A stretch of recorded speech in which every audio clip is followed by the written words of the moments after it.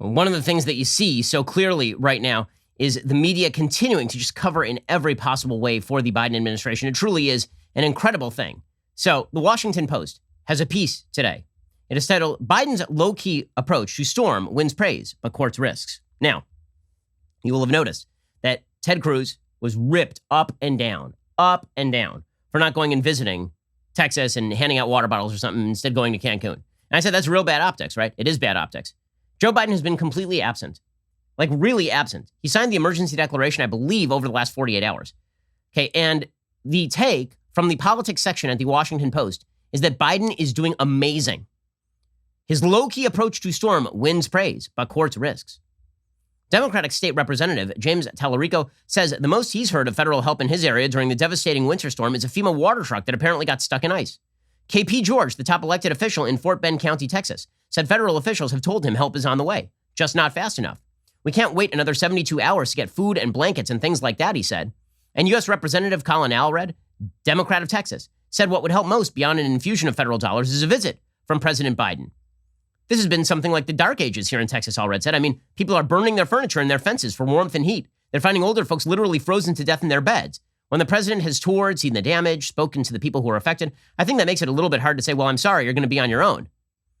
As the Biden administration faces its first natural disaster, says the Washington Post, the president himself is taking a notably low-key approach. He has not visited the stricken region or delivered primetime remarks. He did not mention the disaster at a recent town hall. And he is studiously avoiding the controversy over whether wind energy or fossil fuels are to blame for the widespread power failures. It's a marked contrast to former President Donald Trump. I'm sorry. So the opening paragraphs are, every Democrat's like, Biden should visit here and probably he should, meet with some people and sign the emergency declaration, make sure the federal aid gets here. And the Washington Post is like, yeah, so he's asleep in his basement and he's been catching all the latest episodes of Matlock. But at least he's not Trump. What the hell does it matter Trump hasn't been president for a month, guys. What are you talking about? They say he famously tossed paper towels to hurricane victims, excoriated Californians for gross mismanagement of forests, and called Puerto Rican leaders corrupt and incompetent for their handling of aid money. Okay, well, first of all, I remember when you yelled at him for not visiting the hurricane victims. Then he went and he gave paper towels to people.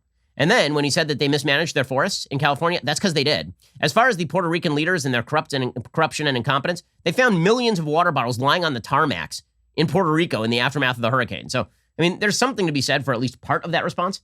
But that's really not what the piece is about. Why is Trump relevant here? If it were Trump, we all know what the headline would be, right? Trump refuses to go to hard-hit Texas in the middle of horrifying calamity. I love this from the Washington Post. While Biden has won praise for his quieter, more business-like approach, he is also running the risk that he and the federal government can appear almost absent. State and local officials say a big test will come in the months and years ahead as Texans replace burst pipes in flooded homes, clear out dead crops and livestock, and investigate the collapse of an electrical grid that left millions shivering in the dark. Okay, so I have a question. They've now said twice in this article that he's taking a low-key approach and he is receiving praise for it. So I'm just wondering, where's the praise? They've yet to cite, we're now 11 paragraphs in. There's no praise cited anywhere in here about what exactly he's been doing. But according to the Washington Post, it is praiseworthy. You have to get down to paragraph, 20 till you get to this. The president, this is Daniel Kanuski, a former FEMA deputy administrator, said, the president has authorized FEMA to provide physical resources and financial resources. Just as important, officials said, is what Biden has not done. Several credited him with not politicizing the disaster. He has not weighed in on some Texas officials' widely disputed claim that the failure of wind turbines was largely responsible for power failures. Well, that would be the smart thing to do, right? Because if he weighs in on that, he's going to be wrong. The president has also refrained from scolding state leaders for decisions relating to their power grid that might have contributed to the electrical collapse. Well, right, because if he gets enmeshed in that particular thing, that is a battle he is going to lose. Nonetheless, Biden has been silent about the storm since February 14th. You know what the headlines would be if Trump were silent about the storm since February 14th, right? He has tweeted that he and First Lady Joe Biden were keeping Texas, Oklahoma, and other impacted states in our prayers. Officials say it is a marked difference from Trump. Okay, so here is the deal.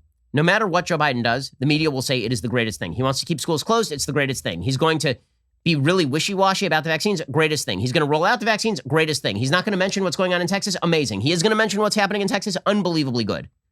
All great. Okay, because bottom line is this. For the media that has an agenda, the only Democrat who ever gets criticized is one they have lost use for. Andrew Cuomo can now be duly tossed out of the boat because Andrew Cuomo is no longer useful.